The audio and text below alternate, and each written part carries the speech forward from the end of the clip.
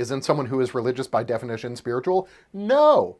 Guess what? No. Spirituality is about recognizing that we don't know. Spirituality is about the idea that all of this, there's an amount of mystery in it. And it's all feeding off of some energy source, and it's all connected in some way. And all of that is happening at a level that is just too big for our puny little human brains to comprehend. Hi, friend. Welcome to the good world. 1, 2, 3. So come on into a place that is fun. I'll be your friend and you can be mine. The world is a stream of constant bullshit, but that doesn't mean there's not a whole lot of good shit. You start with the lean and we can make something different. Let's build a world that is good. This is a show for adults.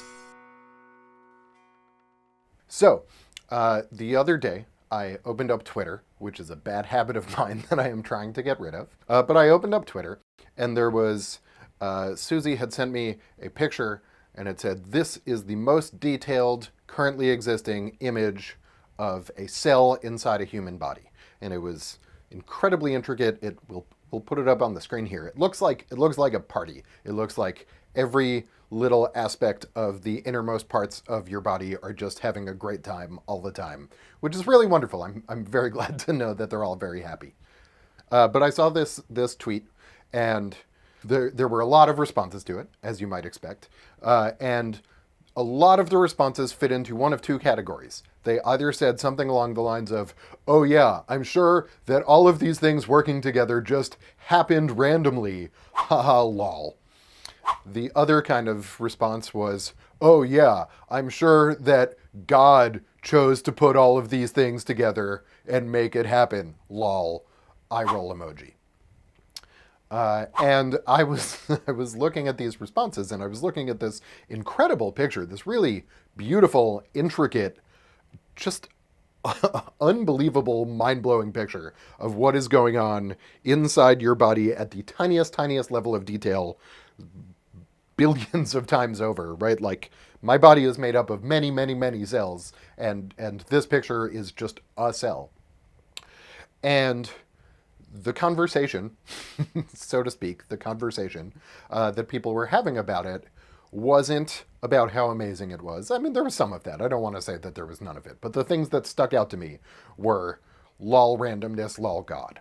And the thing that I thought about that as I was sort of reading these responses, and I was just struck by the certainty of the people who were going back and forth, and people on one side of this argument were really certain, and people on the other side of this argument were also really certain.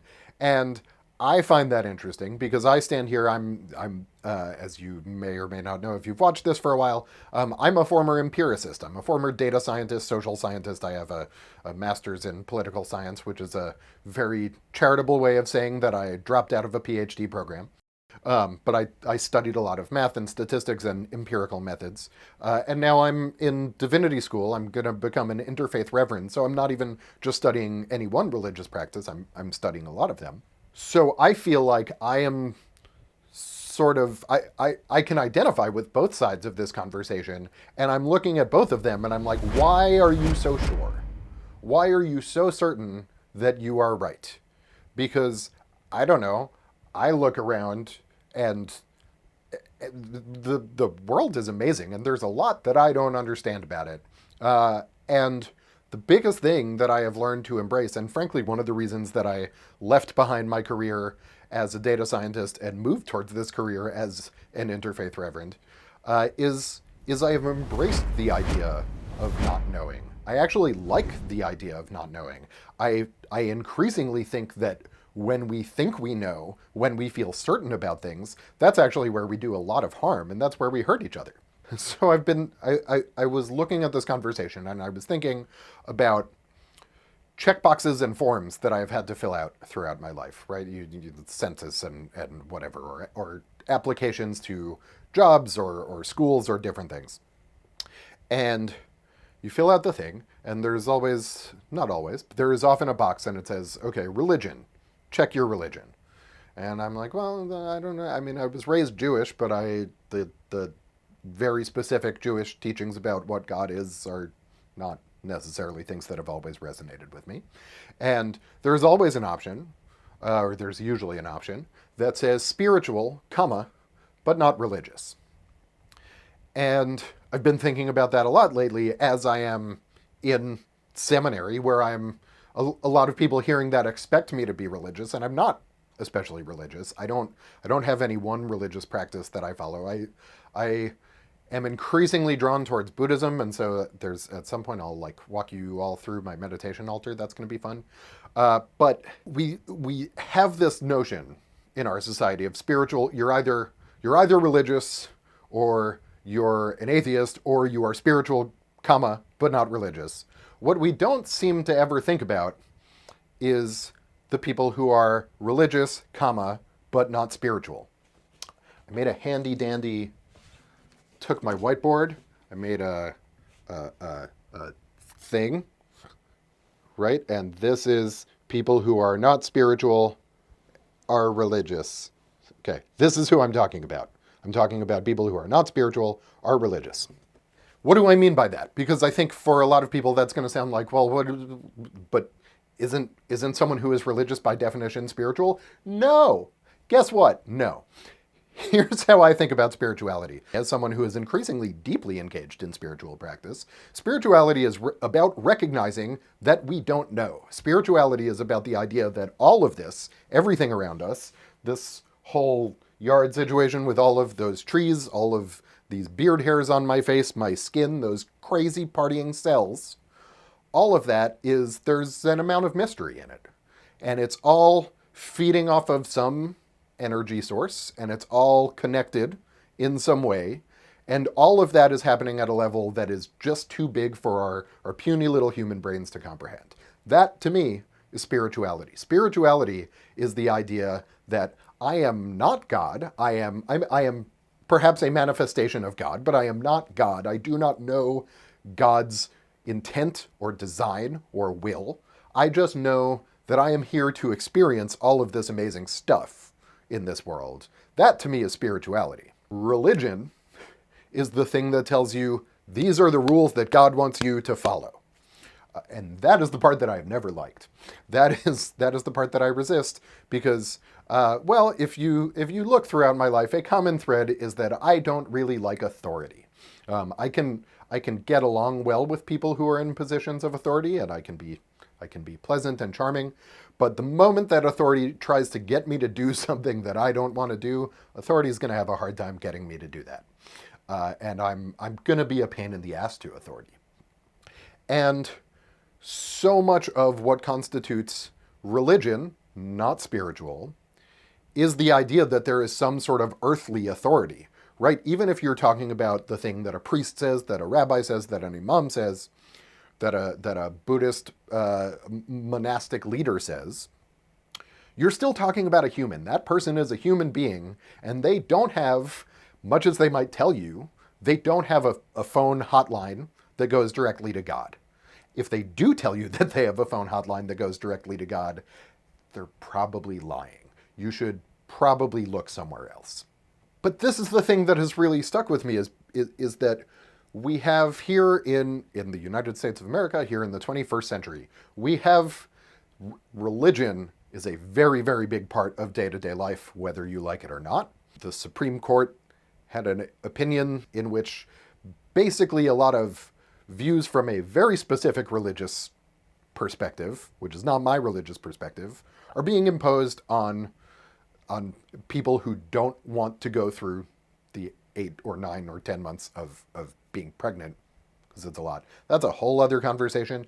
I want to deal with that at some point because I think it's important, but it's not a thing we're going to talk about right this minute. But what it is disregarding the connection that we all share with each other. It's disregarding the energy that each of us as a human being has and the power that we have to make our own decision.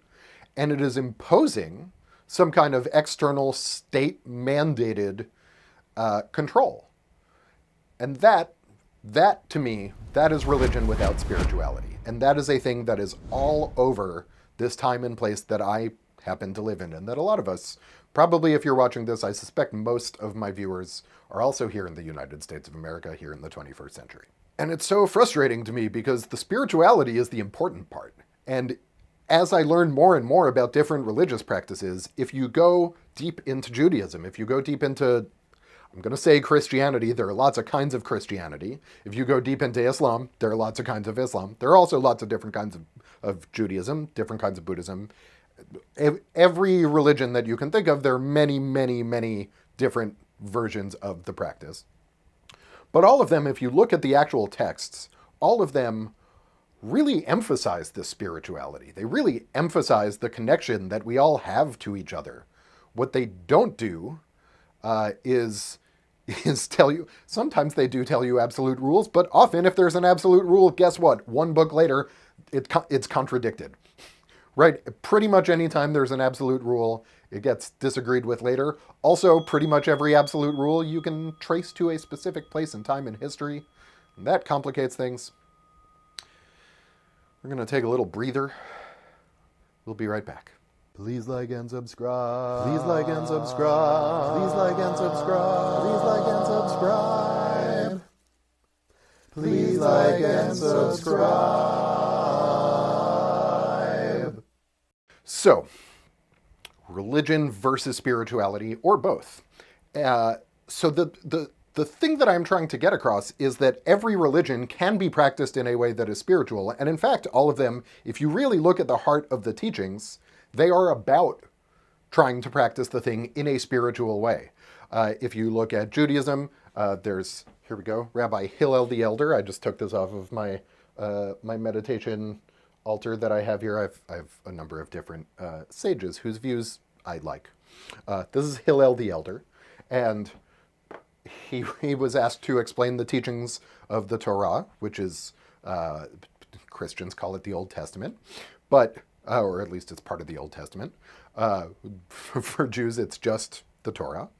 And he said, that which is hateful to you, do not do to your neighbor. That's the entirety of Torah. Everything else is interpretation. That which is hateful to you, do not do to your neighbor. That's the entirety of Torah. Everything else is interpretation.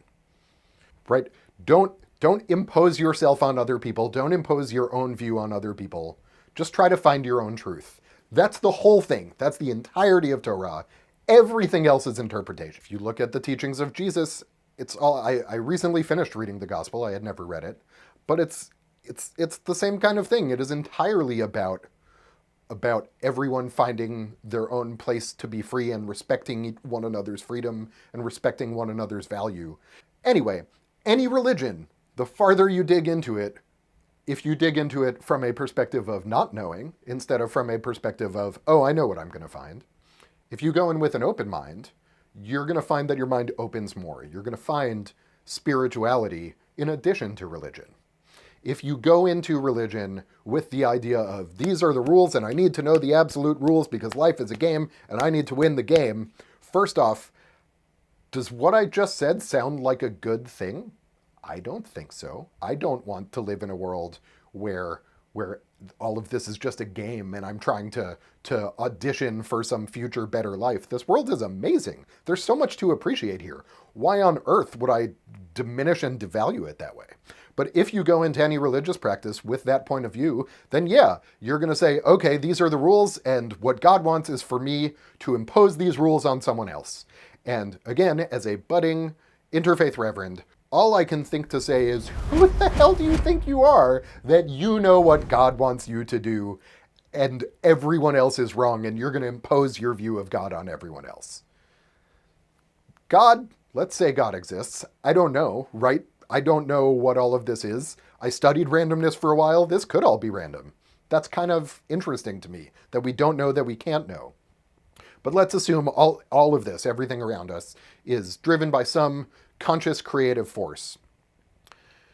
And you say, well, I do know what God wants. I do know what the rules are. They're in this book. Okay, cool. This person over here says, well, I have a different book. And my book actually says this other thing. And then there's someone else on the other side of the world who says, I don't know what's up with both of you, but I have a third book, and my book says that both of you are wrong. How are you supposed to decide whose book is right? Do you really think that God is sending everyone else to hell except for lucky you who happens to hear the right message? Or do you think that maybe, just maybe, over time, and through, by the way, many language changes, if you're reading the Bible in English, the first English translation of the Bible was by King James, who really liked to execute women for supposedly being witches. So that's cool. That guy influences the way that you think about the Bible, because he translated it into English. And it's still a very common translation. So do we think the options are that you happen to be the right person at the right place at the right time? Or do you think that the fact that all of these different books, sure, they say different things in some places, but they have a common thread? They have a common thread through them, whether it's the Quran, whether it's the Torah, whether it's the Bible, whether it's the Bhagavad Gita, whether it's the Tao Te Ching, whether it is the Pali Canon of Buddhism. All of these things have a common thread. Zoroaster, I literally name a religion. They all have a common thread. And the common thread is that being a human being here on this planet is an amazing thing, and everyone deserves the freedom to experience it in their own way. And if what you're going to do is look at it and say, nope, that person's wrong, my view's right, then you're not upholding God's will. If anything, you're undercutting God's will, because who are you to tell the other person who is also a child of God, also one of God's creations, who are you to tell them, no, you're wrong, I'm right? And that's true, by the way, also if you're an atheist. Atheists, I would put, can you see this whole thing? Yes. Atheists, I would put not religious, not spiritual, not religious. But I would also kind of actually put atheists, like atheism, depending on how you practice atheism, and I've known a lot of people who practice atheism in perfectly open-minded ways. But if your version of atheism is to yell at all the religious people about how stupid and wrong they are, you kind of look like an asshole too, because you don't know either, right? A thing that I think about a lot as a former statistician is the entire idea of statistical analysis is to say, when is something probably not a fluke? When is something indistinguishable from a fluke? That's all you can really do, right? You're calculating the probability that a given thing is just a fluke. And what's amazing about everything around us is that it is indistinguishable from being a fluke. That doesn't mean it is a fluke, and it doesn't mean it's not. It doesn't mean that there is someone guiding and putting everything in place. It also doesn't mean it definitely is just a bunch of random generators. It means we're kind of too small to know, and that's kind of okay. Because anytime you approach any new field of study and you go in and you're thinking, I know everything, you're going to look like an idiot really, really quickly. As a data scientist, I worked with a whole lot of people who really thought they understood data because they had read, they read like 538 a couple times, right? And they said, well, all you have to do is put data next to each other and it tells you the thing. And that's not true. There is a lot to it. And anytime someone would approach it with that kind of overconfidence and that kind of certainty, I would be able to look at the person and say, well, this is someone who I don't really want to work with because they have no idea what they're talking about.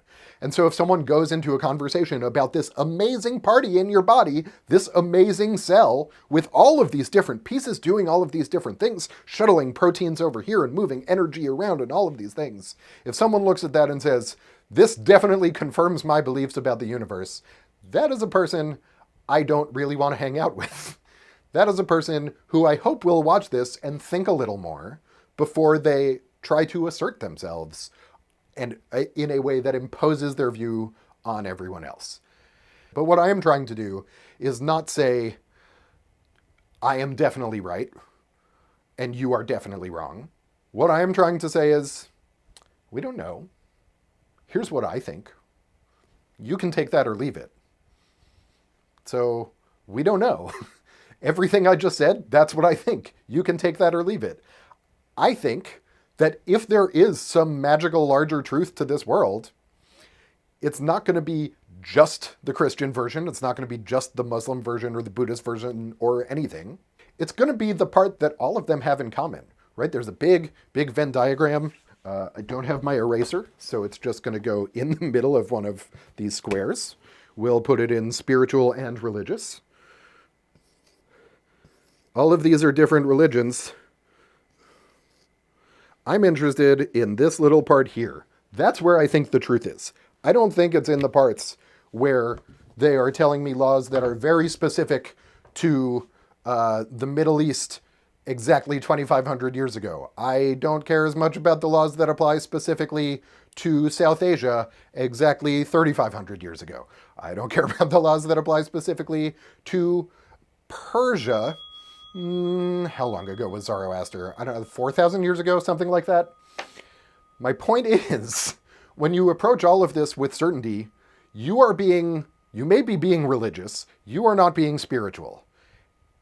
And all of the value to me of any kind of religious practice is in the way it gives us that spiritual connection, because that's how we find connection with each other. And that exists, again, that exists across religions. We had in my seminary class one day, we had an imam who spoke, Brother Jamal Rahman. I'll put a link down there, because he was amazing, really brilliant speaker. And he was talking about Sufism, which you may or may not be familiar with the teachings of Rumi, who was, I want to say, a 14th century poet, but that could be wrong. And he explained that Sufism is really, it's the thing that I'm talking about. Sufism is not exclusively Muslim.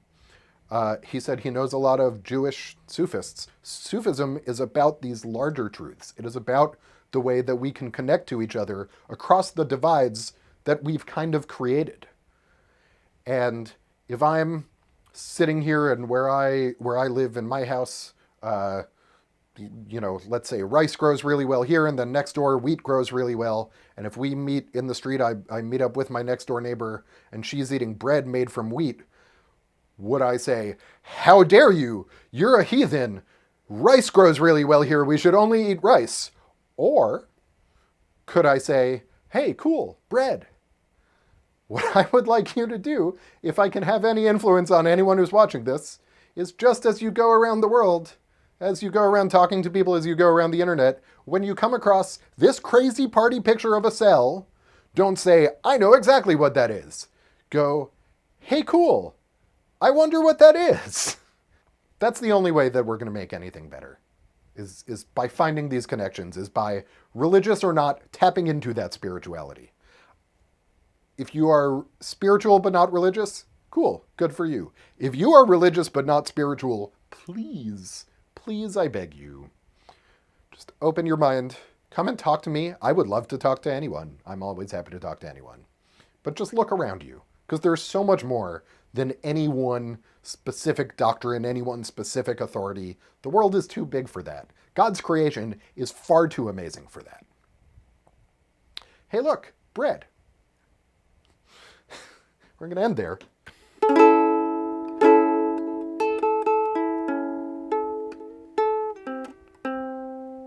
That one's a little out of tune. Well, thank you, friend, for your visit today. Now it's time we both go on our way. The world will still be insane tomorrow, but don't let that fill your heart with sorrow. You can thrive in a desert, just ask a saguaro. Please give to my Patreon. Capitalism is fun. Let's build a world that is good. This is a show